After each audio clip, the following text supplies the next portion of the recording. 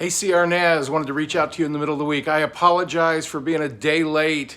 I had some technical difficulties yesterday uploading the video, so I've had to re-record today and we'll try to upload again. I also apologize for the glitchy live stream on Sunday. Same problem, upload speeds in the neighborhood around the church are kind of slow on Sunday morning, and we're hoping to have that corrected by this weekend. So thanks for your patience and your understanding. I know it's not much fun to watch it pause and buffer, and we're doing the best we can with all of that. Hey, I wanted to give a shout out to Pastor Heidi Ellis and her crew for conceiving VBS in a box. When we couldn't bring kids to VBS, she decided to bring VBS to kids. So we've prepared and registered 200 children, elementary and preschool, for VBS in a box. Those boxes will go out to those kids and they'll do the first week in June of VBS in their home with their family, with their parents. It's going to be a great thing, and I admire Pastor Heidi's creativity in figuring out a way to do ministry in these really challenging times. Speaking of which, I want to encourage you to pray for people who are hurting right now, especially if you're doing okay.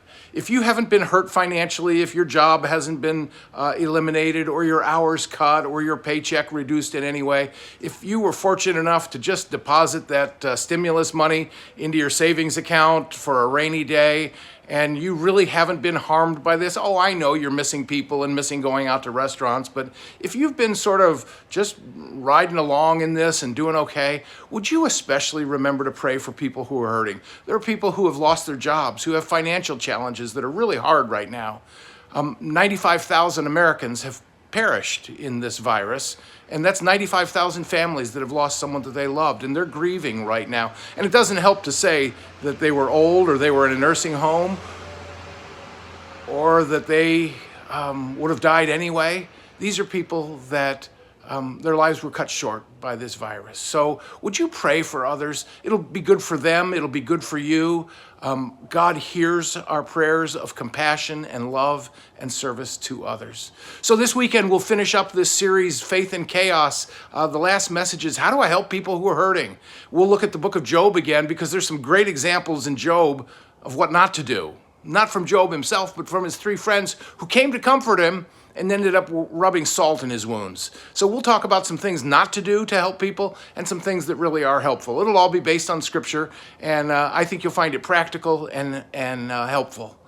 So I promised you on Sunday that we'd let you know about a reopening plan for Crossroads. The board on Tuesday night this week approved a plan that ties our reopening in 3 phases to the 3 phases that the state of Arizona is recognizing for reopening the state. So phase 1 began last week when Governor Ducey said that we are in phase 1, that gating criteria had been met to begin opening up. So gatherings of less than 10 people. That means some of our Connect groups can meet face-to-face. If you're more than 10, we recommend you still keep doing online, but less than 10 can meet face-to-face. Phase 2, when that happens, and we'll know when it happens because the governor will say so, will allow gatherings of 50 or less. When we hit phase 3, again, announced by the governor and the health department, these are nationwide criteria that we are going to follow.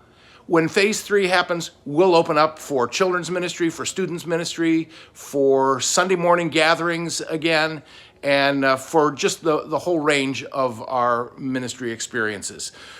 So our plan is to tie to those 3 phases. We're in phase 1 right now. Phase 2 could be in the next couple of weeks. Phase 3 after that. We'll let you know, and we'll give you plenty of notice every time one of those phases change and things open up, and we can do a little bit more. Now, the one thing that is missing is a date.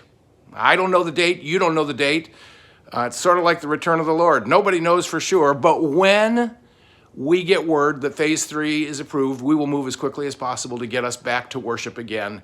Now, I recognize that some people hearing this are going to say, wow, that's way too fast. Some others are going to say, wow, that's way too slow, which strikes me as probably just about right. We're trying to be cautious. We're trying to be loving. We're trying to show care and concern. Here's the deal. When we open, we're going to put 150, 200 people into an enclosed room with air conditioning blowing around the room, and we're going to sing out loud and recite Scripture together and pray together, and we want to be safe about that. So we're all doing the best we can with this. Thanks for your patience through this process. We'll live stream this Sunday at 10 a.m. as usual. Hope to have the glitches out of the system. And hope you'll prepare communion, come ready to worship, come ready to sing and pray and hear from the Word. All that at 10 o'clock this week on Sunday. In the meantime, God bless you and have a great week.